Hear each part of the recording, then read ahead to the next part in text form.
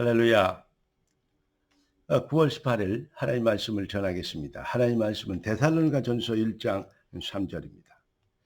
말씀을 읽기 전에 오늘 제목부터 봅시다. 절대 헌신입니다. 복음은 해라 하지 말아라가 아닙니다. 이 비밀을 가지고 뭐 하기를 원하십니까? 하나님은 흑암의 세력을 꺾기를 원합니다. 절대 헌신. 그래서 승리의 절대 열쇠를 복음 실현을 말씀을 드리는 것입니다. 자, 어떻게 되면 그렇게 됩니까? 오늘 본문을 봅시다. 데살로니가전서 1장 3절을 보니까 너희의 믿음의 역사와 믿음이 있기 때문에 역사를 믿으면 반드시 역사이랍니다. 사랑의 수고와 사랑하면 수고하는 것이 일로 여겨지지 않고 기쁨이 됩니다. 맞습니까? 사랑의 수고와 우리 주 예수 그리스도에 대한 소망의 인내를 진짜 소망을 가지면 기다릴 수 있습니다. 인내할 수 있습니다. 자, 우리 하나님 아버지 앞에서 끊임없이 기억함이니 이렇게 절대 헌신을 하게 되어졌던 복음 실현을 하게 되어졌던 데살로니가 교회의 어떤 뭐랄까 배경, 그 본질, 그들이 가지고 있는 신앙의 칼날을 말하고 있습니다.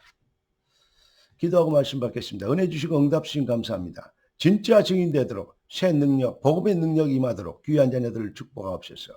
살아계신 주 예수 그리스도 이름으로 기도드리옵나이다. 아멘. 인생은 영적 전쟁입니다. 그렇기 때문에 결국은 하나님의 편이냐 마귀 편이냐 둘 중에 세상에는 두 가지 종류의 사람만 있습니다. 하나님의 편 사람과 마귀 편의 사람이 있습니다. 그래서 하나님은 절대 승리를 위하여서 우리에게 주신 완전한 응답이 있어요. 그게 바로 무엇입니까? 바로 복음 그리스도입니다. 서론으로 말씀드린 것처럼 복음은 그래서 해라 하지 말아라 수준이 아닙니다.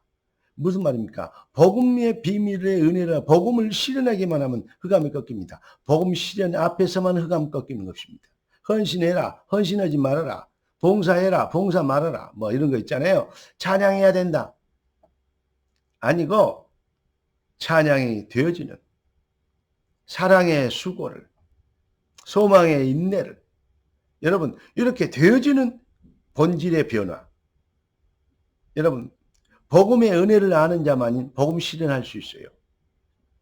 복음 실현 앞에서만 흑암이 꺾이는 것입니다.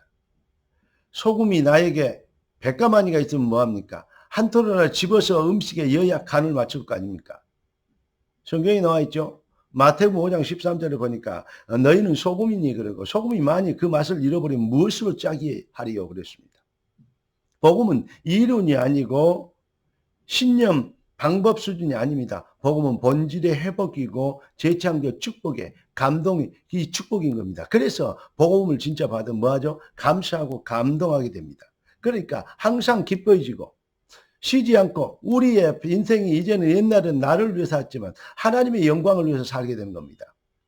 먹든지 마시든지 우리의 숨쉬는 모든 것이 아버지의 나라의 일을 위해서 쓰임받는 것입니다.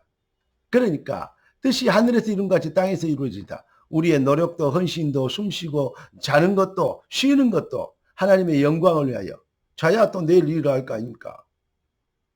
그런데 이 비밀을 모르면요. 항상 기뻐하고 쉬지 말고 기도하고 범사에 감사하는 거 그거 어렵다 쉽다 정도가 아닙니다. 그건 불가능합니다.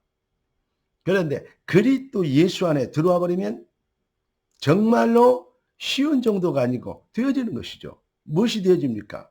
아니, 기쁠 수밖에 없죠. 감사할 수밖에 없죠. 쉬지 말고 기도?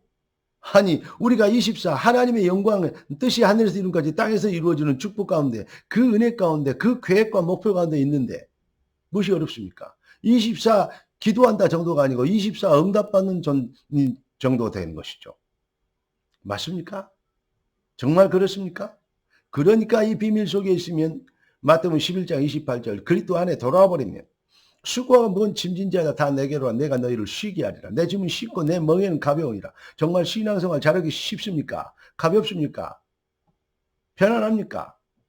참 어려워도 힘들어도 무릎으로 눈물로 가는 길 맞는데 좀 잘 깨달아야 됩니다. 여러분 노예로 포로로 잡혀가서 성공한 하나님의 증거를 보인 사람들 많습니다. 올해 우리는 다니엘서 갖고 말씀을 받고 다니엘도 포로입니다. 바벨론에 포로에 있던 다니엘이 그 소원은 뭐겠습니까? 빨리 포로에서 해방돼서 자기 나라에 가서 엄마 아빠와 같이 살고 싶을 거 아닙니까? 그런데 다니엘이 포로에서 해방시켜 주세요. 그런 기도를 한 것이 성경에 기록되어 있지 않더라고요. 무엇입니까? 물론 그런 마음도 있었기 때문에 언제 회복될 것일까? 그걸 기억하고 또 기도하고 준비하고 또 하나님의 소망화했을 것입니다. 그러나 그들의 소원은 그들이 바벨론이라는 이 세계 그때 시대의 로마, 지금 시대는 미국과 중국 같은 이런 나라에 포로로 잡혀왔는데 거기에 그것도 하나님의 나라가 이루어질 거 아니야. 하나님의 나라의 일. 거기도 영생주기로 작정되어 있을 거 아니야. 여기에 하나님의 계획이 있을 거 아니야.